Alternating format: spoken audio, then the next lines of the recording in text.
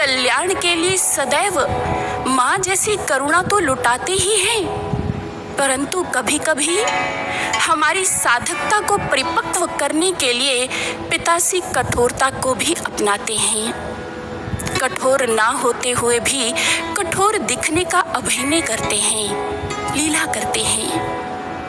कभी हमें कठोर आज्ञाएं देते हैं तो कभी हमारे आसपास ऐसी प्रतिकूल परिस्थितियां पैदा कर देते हैं। जानते हैं क्यों?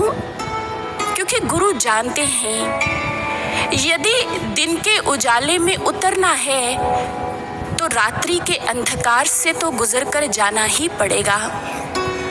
यदि ईंटें पक्की होना चाहती हैं तो उन्हें अग्नि में तो झुलसना ही पड़ेगा।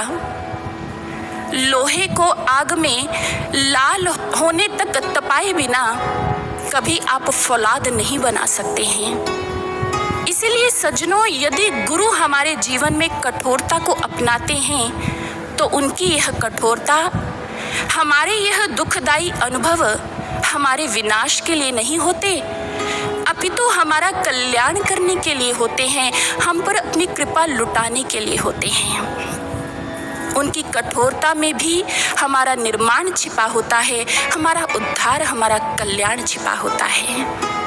परंतु साधकों, कहाँ समझ पाते हैं हम गुरुदेव की करुणा को? कहाँ जान पाते हैं उनके इस महान स्वरूप को, उनके महान व्यक्तित्व को? हमारी स्थिति तो ठीक वैसी है जैसी मथुरा वासियों की हुई। कहते हैं कि जिस समय भगवान श्री कृष्ण ने मथुरा नगरी को खाली करवाना था तो उन्होंने एक दिन सभी मथुरा वासियों को एकत्रित किया और कहने लगे, देखिए, आपका जीवन जरासंध से कितनी बार मैंने बचाया है, इसलिए आप मेरे ऋणी हैं। आपको यह ऋण चुकाना पड़ेगा, मुझे उपहार देने पड़ेंगे, मुझे भेंट देनी पड़ेगी। इसलिए आपके घर में जो भी कीमती वस्तुएं हैं, जितना भी स्वर्ण है, धन है, सब एक गठरी में बांध करके ले आइए और मुझे अर्पित कर दीजिए, मुझे दे दीजिए। लेकिन याद रखिएगा, कोई भी वस्तु छूटनी नहीं चाहिए, कोई भी वस्तु रहनी नहीं चाहिए। सब जितने भी कीमती वस्तुएं हैं वो मुझे अर्पित कर दो। कृष्ण ने यह कहा तो उग्रसेन हैरान रह गए। उन्होंने कहा कि कान्हा, तुम ये क्या कर रहे हो? अरे, राजकुल का घोर अपमान कर रहे हो तुम। हम इनसे धन भला कैसे ले सकते हैं? दाऊ ने कहा, बलराम ने कहा, कृष्ण, ये अनुचित है। ये लोग हमारे बारे में भला क्या सोच रहे होंगे कि हम इतने लोभी हैं, इतने लालची हैं कि अपनी शक्ति का अनुचित प्रयोग कर इनको लूटना चाह रहे हैं। ये सब ऐसा सोच रहे होंगे। और आज सिर्फ उग्रसेन या फिर बलराम ही नहीं, मथुरा में रहने वाला प्रत्येक व्यक्ति ऐसी सोच रख रहा है। कान्हा को क्या हो गया? कृष्ण के आज इस रूप से सभी हैरान हैं। साधकों, थोड़ा सा रुक कर के विचार करें।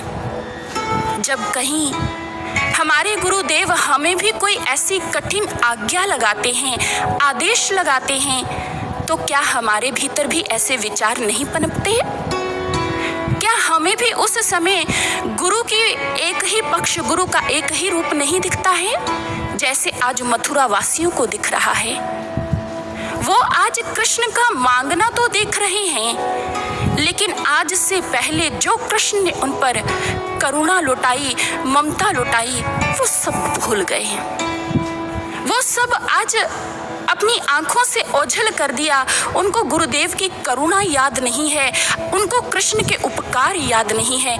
याद है तो मात्र आज मांगना याद है। हमारी स्थिति भी तो ऐसी है। हमें गुरु दरबार से, गुरु के मुख से कोई ऐसी आज्ञा सुनने को मिलती है तो हमें भी लगता है कि ये गुरु ने क्या कर दिया। हम भी हैरान हो जाते हैं। क्यों सज्जनों? क्यों हमें का राजा जनक को जूतों के स्थान पर बैठने को कहना हैरान करता है। क्या जनक को विदेह जनक बनाने वाले संत अष्टावक्र नहीं है? क्यों शाह इनायत की बेरुखी बुल्ले के प्रति हमें हैरान करती है? क्या बुल्ले को काबिल भक्त बनाने वाले शाह इनायत नहीं है? क्यों हम गुरु के एक ही पक्ष को देखते हैं? क्यों सदैव उसकी ऐसी कठोरता ही दृष्टिगोचर होती है? उसकी करुणा क्यों नहीं दिखती? जो उपकार उसने किए वो क्यों भूल जाते हैं? आज मथुरावासी भी ऐसे ही हैरान हो रहे हैं। गुरु की करुणा, गुरु की कृपा, कृष्ण के उपकार सब भूल गए, सब विस्मृत हो गए। और वो जो आज से पहले कृष्ण को अपना भगवान मानते हैं, लेकिन आज इस घटना से उनको कृष्ण में एक साधारण इंसान भी नहीं दिख रहा। वो सोच रहे हैं कि कृष्ण कितना लोभी है, कितना लालची है।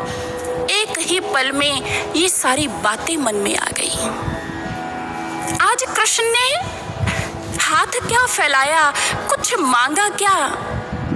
सभी के मन में संशयों के झंझावात उठ खड़े हुए। आज मन में प्रश्न उत्पन्न हो गए, कृष्ण ऐसे क्यों कर रहा है? आज कान्हा की इस लीला से श्रद्धा नहीं, संशय उत्पन्न हो गए। याद रखिएगा, श्रद्धा के एक एक तिनके से भक्ति नीड़ का निर्माण होता है, परंतु संशय का एक हल्का सा झोंका ही उसे नष्ट करने के लिए पर्याप्त है। इसलिए कहते हैं कि भक्ति के डगर पर एक साधक को यदि किसी चीज की आवश्यकता है तो वह श्रद्धा की आवश्यकता है। तभी तो कहा गया, कहते जब भी गुरु कोई आज्ञा लगाए, कोई भी आदेश दे, कुछ भी करने को कहे तो कोई किंतु परंतु ना हो। सतगुरु जो कह दे वो बात इलाही है, उसमें नुक्ताचीनी की बड़ी सख्त मनाही है, किंतु परंतु नहीं होता। लेकिन आज वो सभी कर रहे हैं। सब मथुरावासी प्रश्न कर रहे हैं, कान्हा तुम्हें हमारा धन क्यों चाहिए? तुम हमारी कीमती वस्तुओं को क्यों लेना चाहते हो?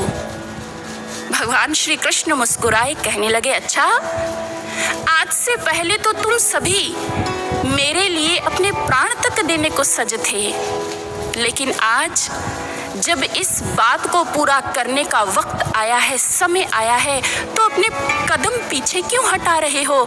सज हो जाओ, जो मैं मांग रहा हूँ वो दो। तुम ऋणी हो मेरे, ऋण तो चुकता करना ही पड़ेगा। सब मथुरावासी कहने लगे, उदास मन है, दुखी मन है, कहने लगे, ठीक ठीक कान्हा, हम सारा ऋण चुकता कर देंगे, सारे उपकार उतार देंगे तुम्हारे। जैसे ही यह कहा, दुखी मन से सभी आज अपनी वस्तुएं लाकर के कृष्ण को दे रही हैं। दुखी मन क्यों है सज्जनों? क्योंकि आज कृष्ण की लीला को जान नहीं पाए, समझ नहीं पाए कि वो तो हर हाल में ही कल्याण करता है, वो तो हर हाल में इंसान का उद्धार करता है, उसको कुछ ना कुछ देता है, पर समझ नहीं आई। इस बात का ज्ञान उन लोगों को तब हुआ जब श्री कृष्ण ने द्वारिका का रहस्य उद्घाटित किया। द्वारिका में जब वो लोग पहुंचे, ना सिर्फ रहने को नए घर मिले, अपितु सारा सामान, जितनी संपत्ति उन्होंने कृष्ण को दी थी, वो वैसी की वैसी सुरक्षित उनको प्राप्त हो गई। क्योंकि कृष्ण जानते थे यदि इनकी संपत्ति को सुरक्षित ना किया गया तो जरासंध उस समय मथुरा में आकर उसने सब कुछ भस्मीभूत कर देना है, तो इनकी जो संपत्ति है वो भी राख हो जाएगी, ये लुट जाएंगे। इसलिए बचाने के लिए उन्होंने ये लीला की थी। उन्होंने उनके धन को सुरक्षित करना चाहा था, इसीलिए तो धन मांगा था। जब सबको यह सत्य ज्ञात हुआ तो आज सभी अपनी भूल पर पश्चाताप कर रहे हैं। उनके नेत्र नम हो गए और आंखें लज्जा से झुक गई। मन में मात्र यही भाव आ रहा है, हम क्यों अपनी बुद्धि को इस भक्ति मार्ग पर लगाते हैं? हमने क्यों नहीं कृष्ण के चरणों में जब उसने मांगा तो खुशी खुशी सब कुछ समर्पित कर दिया। आज उनके अंतःकरण में ऐसे ही भाव हैं कि जिसने हमारे लिए सर्वस्व लुटा, हम सबका कल्याण किया, उसके चरणों में हम अपना सर्वस्व लुटाना भूल गए। कर्तव्य निभाए सारे, पर शिष्य धर्म निभाना भूल गए।